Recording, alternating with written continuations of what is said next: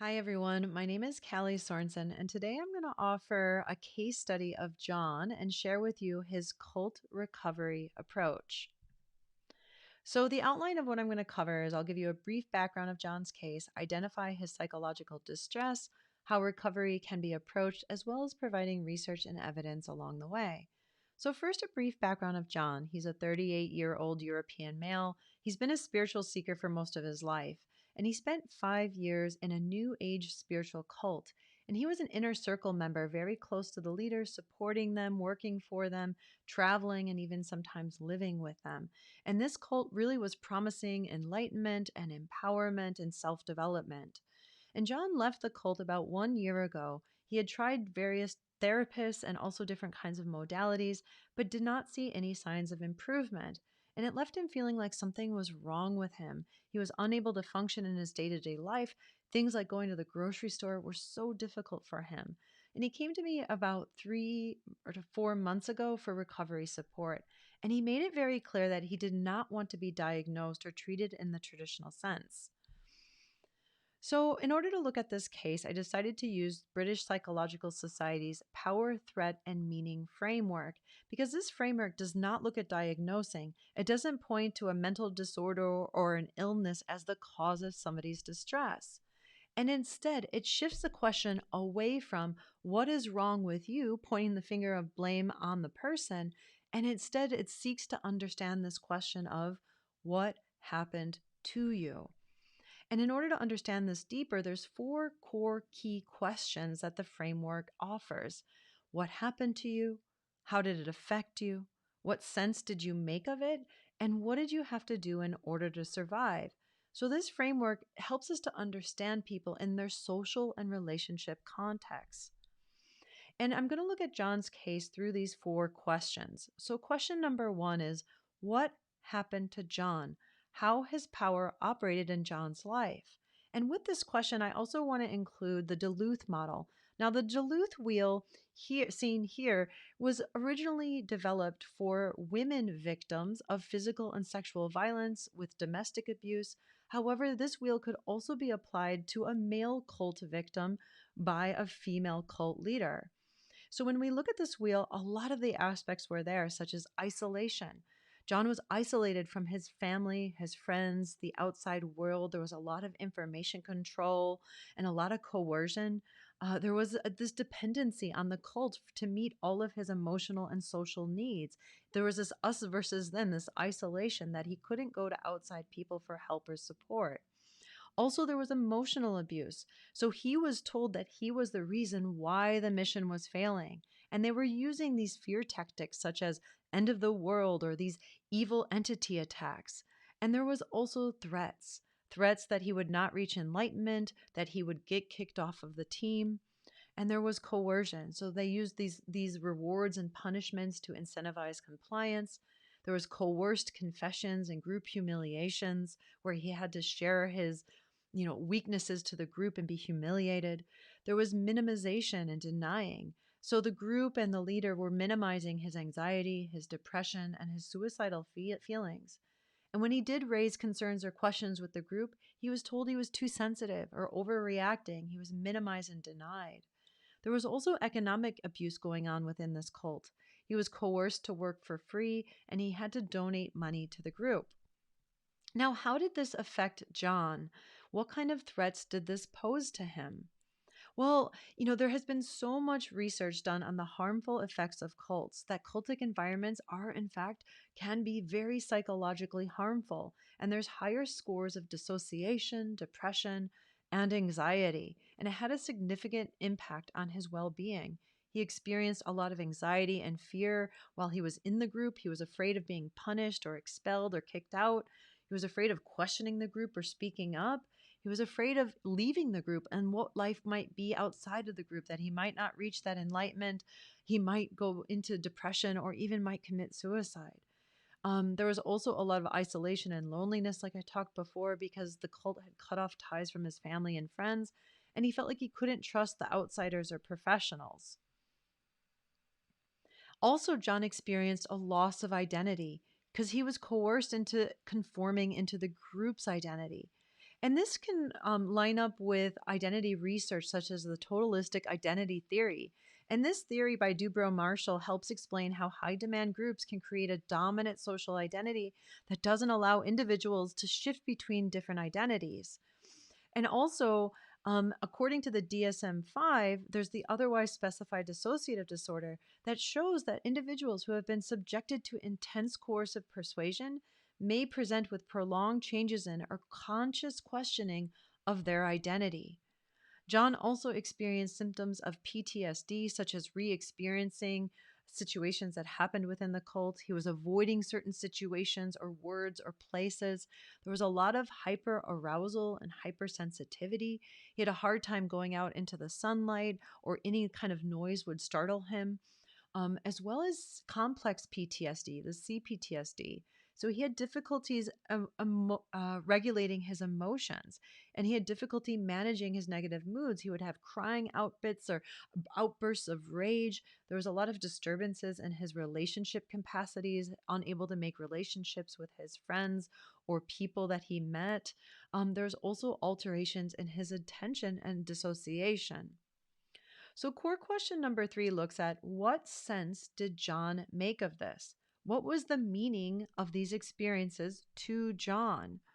And these were some of the things that I noted down was I don't even know who I am anymore. Something is wrong with me. I'm broken. I'm so stupid to have fallen for this group. I can't trust myself or anyone anymore. The universe is out to get me or hates me. Now, these were all the internal dialogues and the meanings that John was putting onto this situation.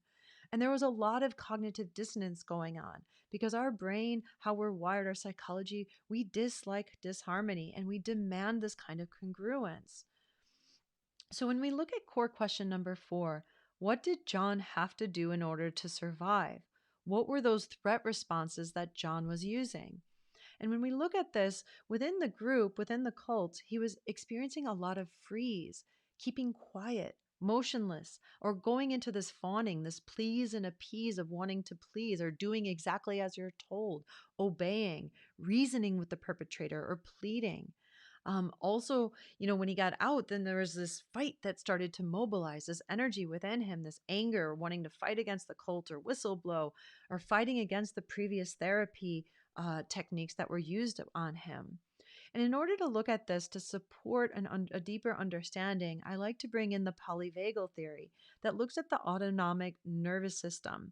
And here we can see that, with John, what he was experiencing was a lot of this dorsal vagal nervous shutdown mode, that he was in freeze of this hopelessness, shame, depression, shutdown, trapped, feeling helpless, dissociated, exhausted, numb, functional freeze, a raised pain threshold.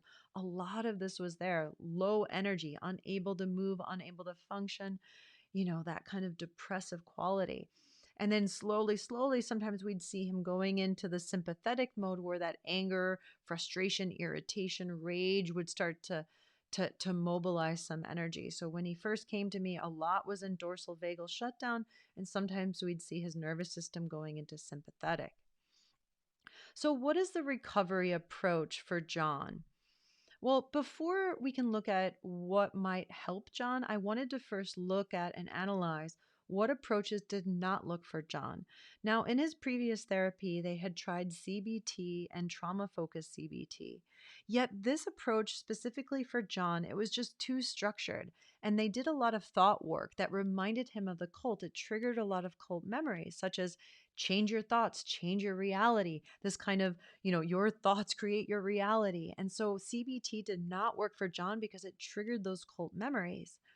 John also tried EMDR, which is another therapeutic approach that actually has a lot of research to support that supports cult survivors in their recovery. However, for John, he did not like EMDR. It did not support him. Again, it felt too structured. He felt like he wasn't in control, and the therapist, moves their finger in this therapy approach, and he felt like he was being hypnotized or was trying to figure him out. And again, it triggered a lot of the cult memories. So he did not want to use EMDR despite it having research evidence that it can support some people. So for me, what I really wanted to do, moving forward with John, is I wanted to focus on building a foundation of a safe therapeutic relationship.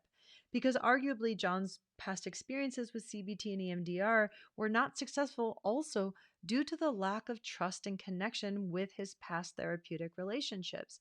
And he had spoken to me that he felt like they were trying to figure him out, that they weren't being empathetic and listening or understanding him. They were more trying to diagnose him. And here, this quote by Dobson, I like this. It says, "The relationship serves as a foundation upon which interventions are scaffolded, but that the client's responses to various interventions itself shapes the interactions between the therapist and the client."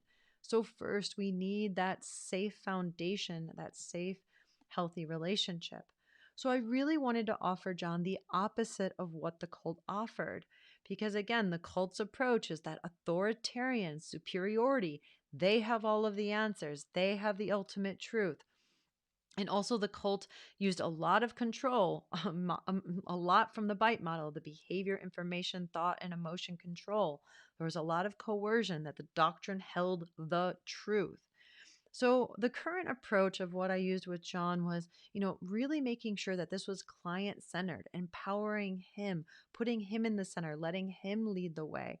There was this congruence and authenticity and empathy, and really focusing on developing a positive alliance and a healthy working relationship. And so I wanted to look at the recovery approach through a trauma and recovery lens.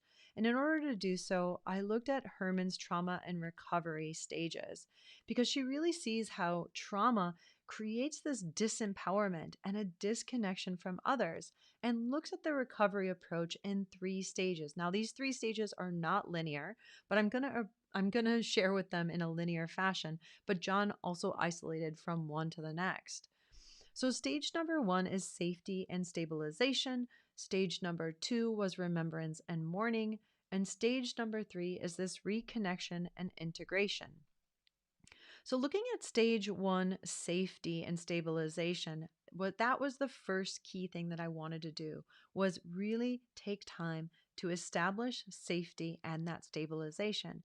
Because again, trauma removes a sense of power and control. So, firstly, we had to make sure that he felt safe. And even Herman said, this is a quote from her book, "This task takes precedence over all others, for no other therapeutic work can possibly succeed if safety has not been adequately secured." Now, John was moving around a lot, living out of his car, staying with various people, and it was just, he wasn't in a safe space. So he made the decision to move home with his parents. And this helped him to remove the financial pressure. It also met those Maslow's basic safety needs of food, sleep, that roof over his head, food in his belly, so that he could start to take care of himself and develop that safety. I also worked with John then to help develop safety and stabilization within his own body on a somatic level within his nervous system. And I developed this chart as well and helped teach him about his nervous system, of how to regulate his vagus nerve, how to regulate his emotions, and really starting to track when he was in various parts of his nervous system. So for example, he would see that, oh, I'm in dorsal vagal shutdown, and then develop self-regulating and co-regulating techniques to support him to slowly begin to listen to his body and work together to befriend it, to start to climb the ladder, to mobilize that energy of sympathetic energy and climb the ladder, utilizing that to then climb into that ventral vagal and starting to learn how to tone his nervous system so that he could have better resilience and better regulation and feel safer within his body. Now, this led us into stage 2. So, as he started to gain safety with me in a therapeutic relationship, as he began to gain safety by staying at home and relieving all the financial pressure and moving around, um, and as well as developing that safety within his nervous system, then he moved into stage 2, which was that remembrance and mourning that Herman said. So this is when the survivor starts telling the story of the trauma. They tell it completely, in depth, in detail, and helping to transform and integrate those traumatic memories. So in our sessions, I would allow him to share his story, and I would be that witness to listen and ally as he started to remember, as he felt safe to share what had happened to him. And as he started to share, a lot of the trauma, a lot of the grief, a lot of these painful feelings and emotions started to arise, physical sensations. He began to mourn his story, remember cult experiences, start to put together pieces of his story. And at this point is when John decided that, yes, he wanted to try brain spotting. And this was a very helpful tool for John to access, confront, and process his difficult memories and emotions at his own pace. So now brain spotting is a relatively new trauma recovery approach. It's an evolution of EMDR. There's still a lot of research that needs to be done, but there has been some great research being done. And brain spotting uses focal points in the field of vision to activate areas of the brain that store fragmented memories of trauma. And there's also been people who've used this that say, oh, wow, I can now think back of memories of my past without that pain coming back. And that's what happened with John is as we started to use brain spotting in our sessions together, he was able to remember those memories without having those severe trigger reactions come up.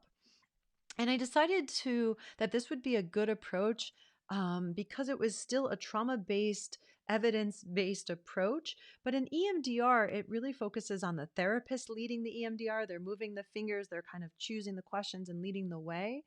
And that was triggering the cult responses. But now with brain spotting, John really liked this because he was able to lead himself. So, me as the brain spotting therapist practitioner, I follow John. I follow the tail of his comet. I don't lead the way. He gets to choose that. We trust the intuition of his own body and intelligence. And also with brain spotting, it's focusing on me as a practitioner, my compassionate, just deep presence is really, really emphasized so that he can feel safe within that. And also within EMDR, it's normally a stringent protocol with a set series of tasks that they move through. Yet with brain spotting, there's a lot of space. It's more adaptable. Even in the research, people said in comparison, they felt freer.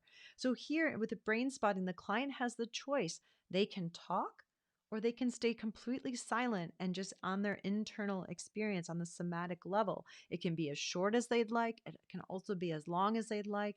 They can use brain spotting interspersed. So he had complete freedom and really gained this autonomy and control back over his life, which really helped in the therapeutic process.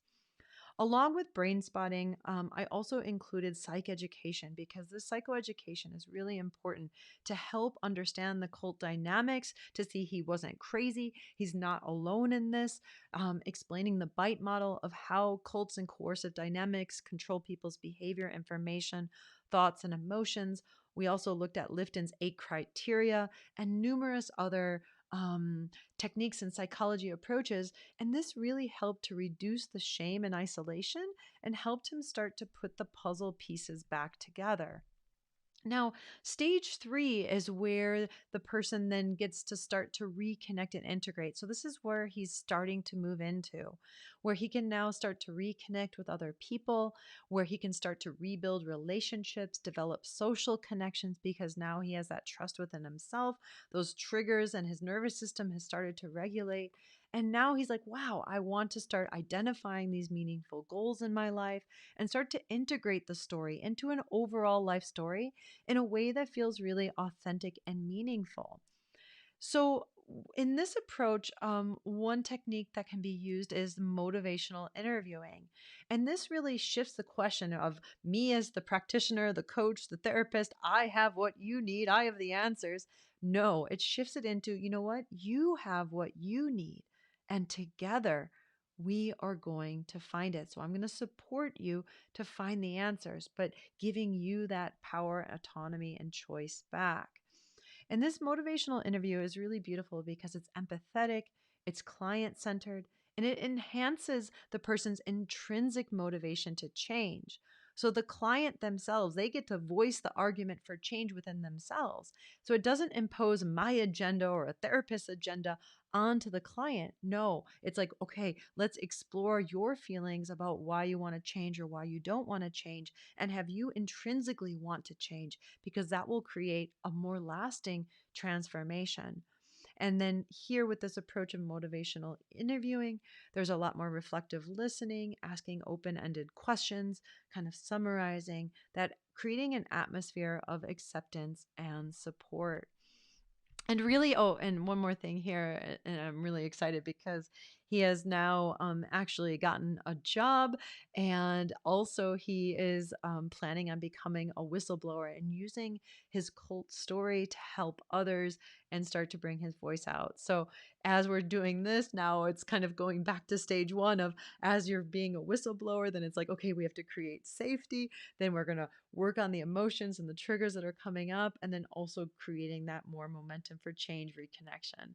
So it's an ongoing process, but I've been so blessed to, be a part of this journey.